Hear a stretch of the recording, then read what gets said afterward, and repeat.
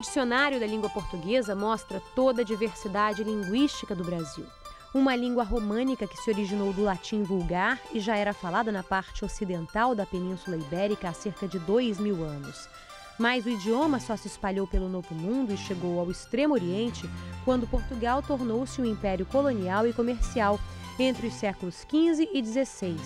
Uma língua que é hoje a nossa pátria. Quando a palavra é usada pelo povo, ou é usada tanto que o povo se familiariza, tem que aparecer. Porque amanhã você vai ler um jornalista que diz, quem não se comunica se trumbica, você tem diabo para trumbicar. Está lá o dicionário, para você ver que o dicionário é o repositório também desses termos, né? Termos vivos. E quanto tempo o Chacrinha viveu e repetiu isso?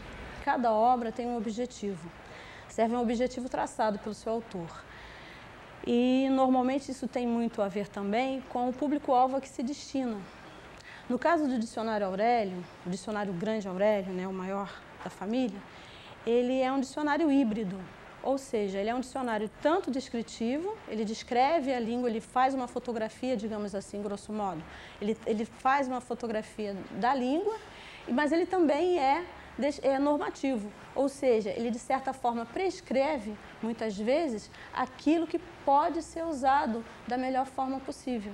O fenômeno foi a partir de 1974, para grande surpresa dele também, que continuou se julgando um dicionarista e um professor o resto da vida, né?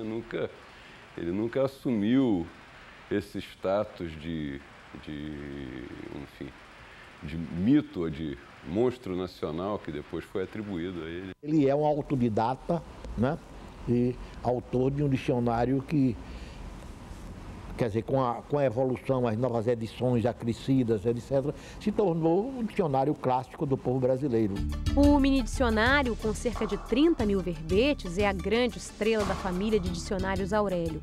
Só o governo federal comprou em 2 anos quase 20 milhões de exemplares. Eu digo que o Aurélio não nasceu para fazer um dicionário, ele nasceu para ser um dicionário como realmente ele é, né? É um dicionário muito sedutor, eu digo que eu chamo sempre esse dicionário de o bem-amado, né? Porque há outros dicionários ilustres, né? Mas nenhum é tão cativante, tão sedutor, tão acolhedor e talvez até tão ensinador como esse dicionário do Aurélio. Ele deu ênfase a 2 coisas no dicionário: a boca do povo, né?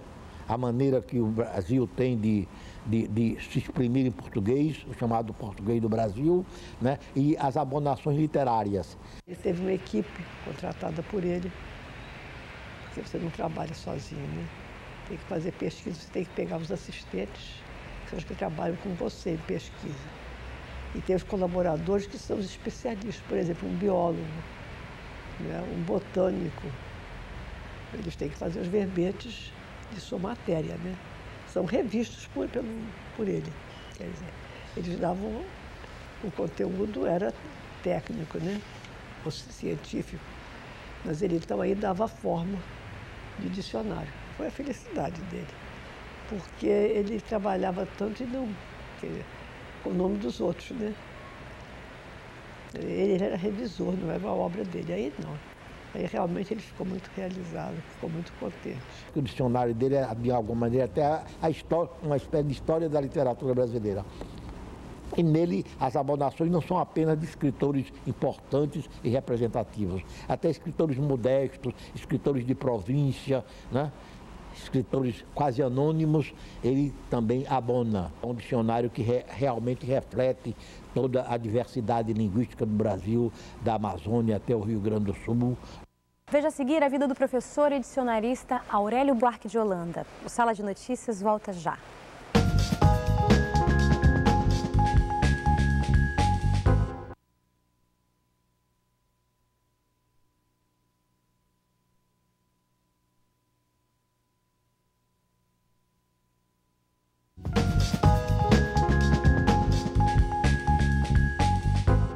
Aurélio Buarque de Holanda foi um apaixonado tanto pelo trabalho de professor quanto pelo de dicionarista. E mesmo atarefado, sempre teve um tempinho para dedicar aos amigos e aos alunos.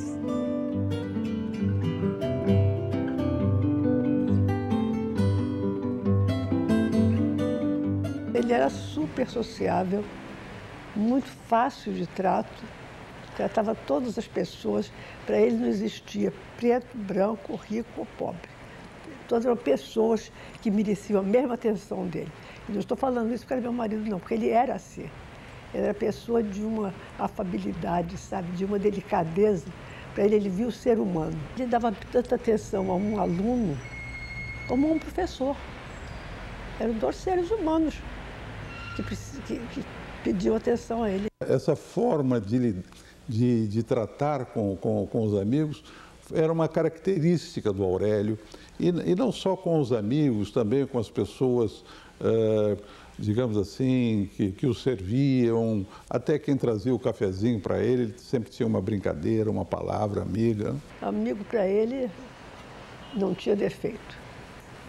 Era cheio de amigos e, olha, ele revia muito livros de amigos, né? Teve grandes escritores amigos, só o Graciliano que não deixava. Mas os outros amigos, Aurélio, dá uma olhada. Desde lá de Maceió, ele lia tudo aquilo, se tinha alguma coisa, alguma palavra errada, alguma expressão um pouco clara, ele emendava. Só o Graciliano que não deixava. Ele nunca pediu.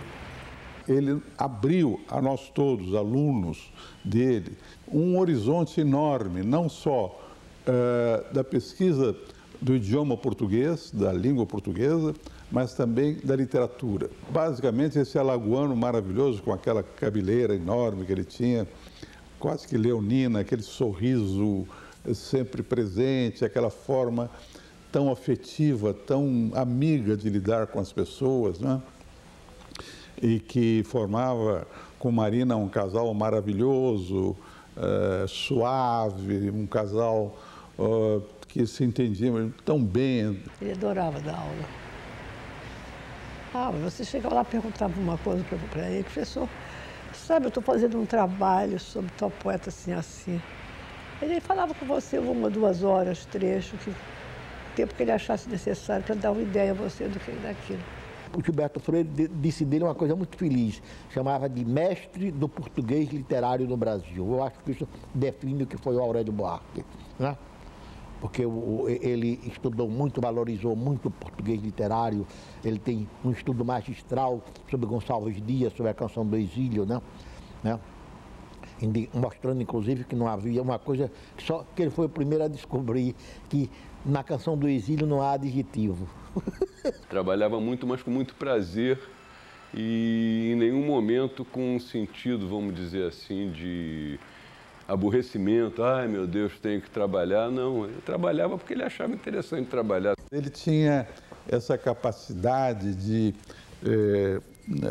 ter um tempo disponível para ajudar os amigos.